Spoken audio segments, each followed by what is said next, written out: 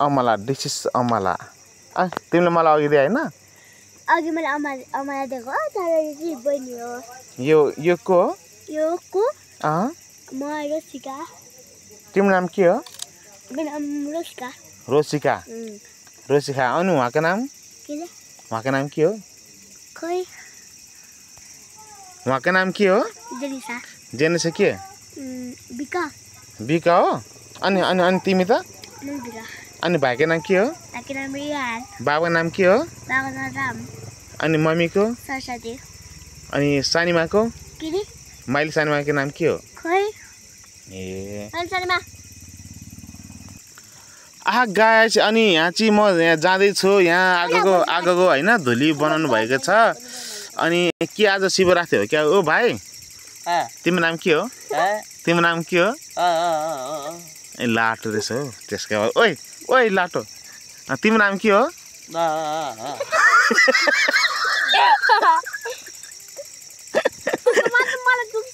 तिम्रो घर कहाँ हो भनेपछि यो भाइ पुरा हैन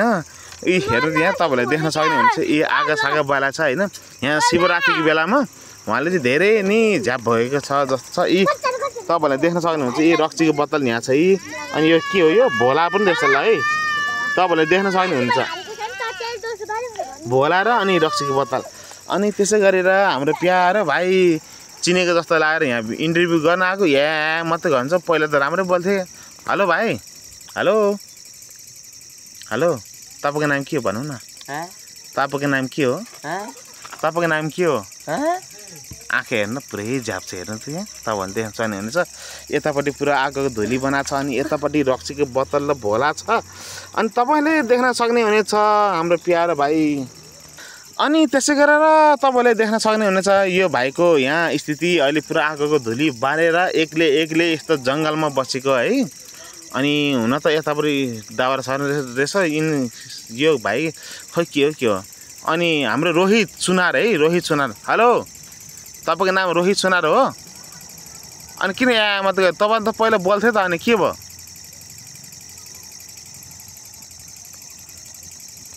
साथी अनि उहाँले चाहिँ एकदमै आफ्नो वास्तविक कुराहरू लुकाइरहनु भएको छ अनि त्यसै गरी हाम्रो यो रोहित सुनार अनि यो तेलकोट भन्ने ठाउँमा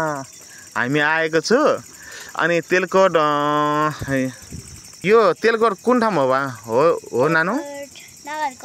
नगरकोट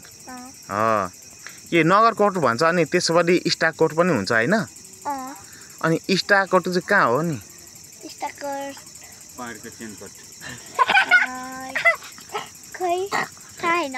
थाहा अनि हाम्रो प्यारो यता दाइ हुनुहुन्छ पुरा हैन आगोको धुली बालेर बसिरहनु भएको छ उहाँ चाहिँ अलि यहाँ क्यामेरामा पर्न खोज्नु भएन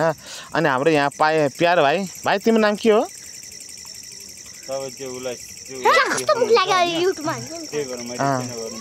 ए हेलो हेलो भाइ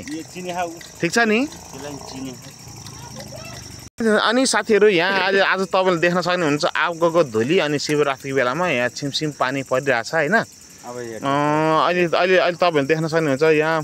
पुरा उतापट्टि फुलबारी अनि त्यसै गरी आगोको धुली धेरै राम्रो हैन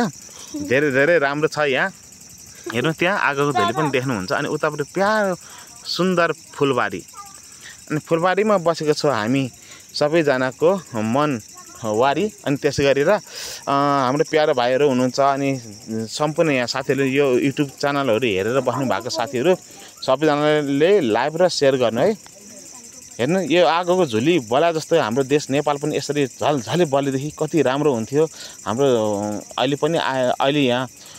देशमा चलिरहेको घटनाहरूले चाहिँ हामीलाई अहिले सबैजनाले सपोर्ट गर्नु होला अनि आएको छु म यहाँ है घन्टारान टुडुङ ढिस तालु डन